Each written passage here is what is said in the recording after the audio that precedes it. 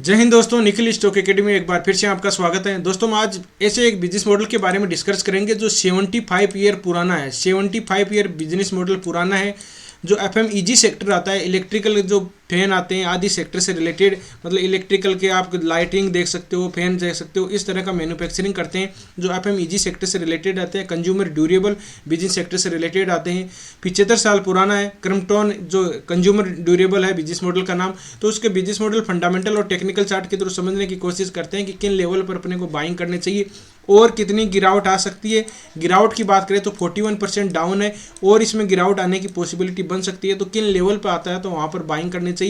जो पहले से इन्वेस्ट है उनको क्या करना चाहिए, डिटेल से स्टेप बाय स्टेप इसके बिजनेस मॉडल फंडामेंटल और टेक्निकल चार्ट के थ्रू समझने की कोशिश करते हैं। और दोस्तों जुबिलेंट फूडवर्क एक दूसरा, जुबिलेंट वो जो कहाँ पर 50% डाउन डिस्काउंट पे है, एक केमिकल सेक्टर से रिलेटेड बिजनेस मॉडल है। पोशाक लिमिटेड के बारे में डिस्कस किया, आप इन तत्व चिंतन के बारे में डिस्कस किया। आप इन स्टॉक में पहले से इन्वेस्ट हो, फ्रेश बाइंग करना चाहते हो, एक्यूमुलेट करना चाहते हो, तो इन वीडियो को देख के डिसाइड कर सकते हो कि कब और किस तरह से बाइंग अपॉर्चुनिटी करनी चाहिए। अब चलते हैं दोस्तों, ये क्रम्पटन ग्रीवेंस कंज्यूमर ड्यूरेबल का बिजनेस मॉडल है। इसमें बिजनेस मॉडल ये इसका चार्ट है, इसका चार्ट है, वीकली टाइम फ्रेम का चार्ट है। ये देखो एक अप ट्रेंड था, अप ट्रेंड के बाद में ये डाउन ट्रेंड है। अगर मैं 5 सेकंड मतलब एक बार इसका नज़रिया मेरे को ट्रेंड को आइडेंटिफाई करना आ गया तो मैं अभी तक इसमें बाइंग नहीं करूंगा। जिसको सेफ इन्वेस्टमेंट करनी है वो क्यों नहीं करूंगा, देखिए यहाँ पर एक इसका ट्रेंड चेंज होने की पॉसिबिलिटी है। प्राइस है 320, इसको ब्रेकआउट करेगा तब भी ट्रेंड चेंज होगा, तब अच्छा मूवमेंट आ सकता है। अदरवाइज, और इसको देखिए 330 है, 330 है, 330 के ऊपर की ब्रेकआउट करे, ब्रेकआउट होगा, पुलबैक पैटर्न बाइंग टीआरसी पे आएगा, तब इसमें अच्छा मूवमेंट आ सकता है। क्यों ये है, देखिए यहाँ पर एक पहले सपोर्ट था तो वो सपोर्ट अभी रेजिस्टेंस का काम कर रहा है दोस्तों। और यहाँ पर ट्रेंड की बात करें तो ट्रेंड में यहाँ लोअर टॉप पैटर्न बने हुए, लोअर टॉप पैटर्न को ब्रेकआउट करेगा तभी अच्छा मूवमेंट आने वाला है। तो अगर इसके सेफ इन्वेस्टमेंट करने की बात करें तो यहाँ पर इसमें बाइंग अपॉर्चुनिटी नहीं बनेगी। अब बात करते हैं कि ट्रेंड के बाद में यहाँ पर देखो, यहाँ पर डबल टॉप पैटर्न बना है, डबल टॉप पैटर्न के बाद में ये एम पैटर्न बना हुआ है। एम पैटर्न के बाद में अगर इसको ब्रेक डाउन करता है तो इन लेवल पे दोस्तों आने की पॉसिबिलिटी है। ठीक है, तो इन लेवल पे कोई भी इस लेवल पे आता है तो बाइंग अपॉर्चुनिटी बन सकती है।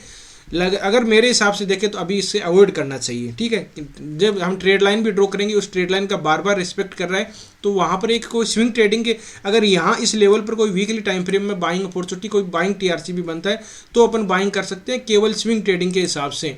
इसमें एक अच्छा मतलब ट्रेंड चेंज ऊपर की तरफ आने की पॉसिबिलिटी अभी कम है। डाउन ट्रेंड चल रहा है तो लगभग 2-2.5 साल से हो गया कोई भी मूवमेंट नहीं दिया है। अब मैं बात करता हूँ, एक ट्रेड लाइन ड्रॉ करता हूँ, ट्रेड लाइन का ये बार बार रेस्पेक्ट कर रहा है। ये देख सकते हो कि ट्रेड लाइन का इस ट्रेड लाइन को रेस्पेक्ट कर रहा है। और यहाँ पर मैं एक दूसरी ट्रेड लाइन और ड्रॉ कर देता हूँ जो यहाँ पर पहले इस तरह से इसमें पैटर्न है। ट्रेड लाइन ये प्रॉपर नहीं है लेकिन ऊपर की ट्रेड लाइन देखो, यहाँ पर रेजिस्टेंस मिला, यहाँ रेजिस्टेंस मिला, यहाँ रेजिस्टेंस मिला, तो बार बार इस ट्रेड लाइन का रेजिस्टेंस मिल रहा है। तो इसको जब तक ब्रेकआउट नहीं करता तब तक इसमें कोई भी मूवमेंट या सेफ इन्वेस्टमेंट की बात नहीं की जा सकती। किन लेवल पर अपन बाइंग कर सकते हैं, इस लेवल पे कोई स्विंग ट्रेडिंग के हिसाब से कोई बाइंग टीआरसी भी बनता है तो बाइंग अपॉर्चुनिटी की जा सकती है। इसको ब्रेकआउट बाद में यहाँ पर रेजिस्टेंस मिलेगा, सेलिंग टीआरसीपी दे देता है। यहाँ सेलिंग टीआरसीपी कौन सी बनी है, बियर्सिंग इनगल्फिंग, यहाँ कौन सी बनी है, आप सैंडविच मान सकते हो, या एक सेकंड इसमें कौन सी बनी है, मैं बड़े टाइम फ्रेम में देख लेता हूँ, थोड़ा सी इसमें कन्फ्यूज लग रहा है। यहाँ देखिए shooting evening doji star formation type की कैंडल स्टिक पैटर्न बना है। यहाँ भी एक हैंगिंग मैन बना है या evening doji star formation type का कैंडल स्टिक पैटर्न बना है। यहाँ देख सकते हो अभी बियर्सिंग या प्रॉपर नहीं है उसमें था, तो देखो डबल टॉप पैटर्न तो जरूर बना है। तो या तो यहीं से रिवर्स होगा, डबल टॉप पैटर्न नहीं बनाएगा, मतलब एक सेकंड में वापस वीकली टाइम फ्रेम में चाहे इसकी क्या क्या पॉसिबिलिटी बन सकती है, इसमें यहाँ पर क्या अपने को बाइंग करना चाहिए, किस लेवल।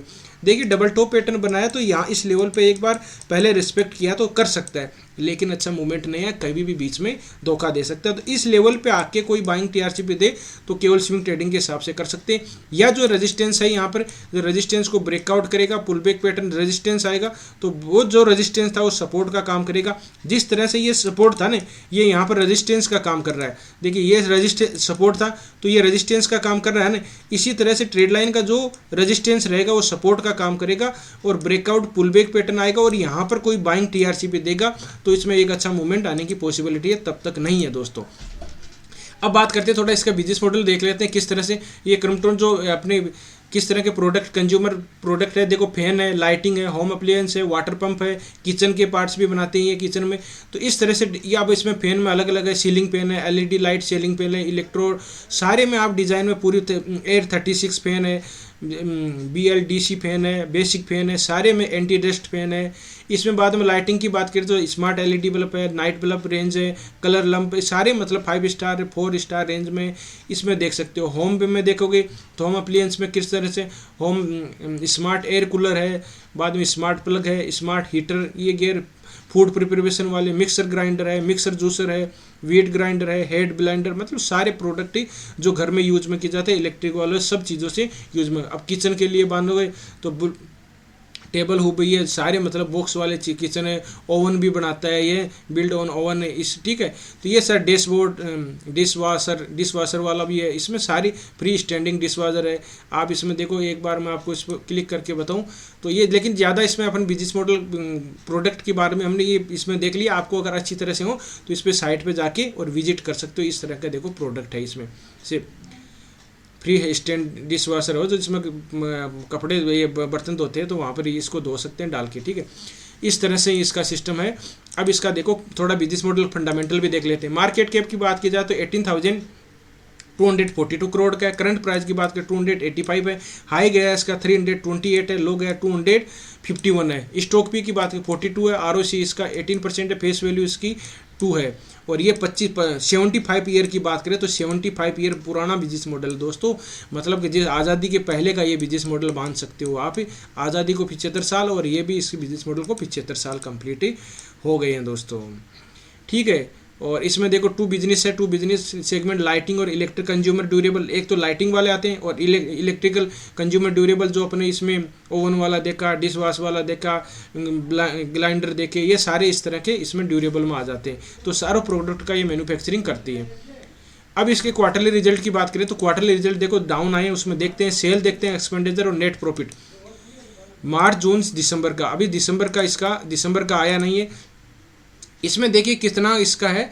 सेल देखते हैं 1791 है, बाद में 1877 है, बाद में 1782 है। इस तरह से इसका सेल हुआ। एक्सपेंडिचर की बात करें तो एक्सपेंडिचर भी इसका थोड़ा मतलब 1580 है, बाद में 1691 है, बाद में 1608 है। एक्सपेंडिचर भी थोड़ा कम आया है, मतलब एक्सपेंडिचर सेल के हिसाब से ठीक है। अब देखते हैं नेट प्रॉफिट। नेट प्रॉफिट की बात की जाए तो देखो 132 था, बाद 122 है, बाद 101 है।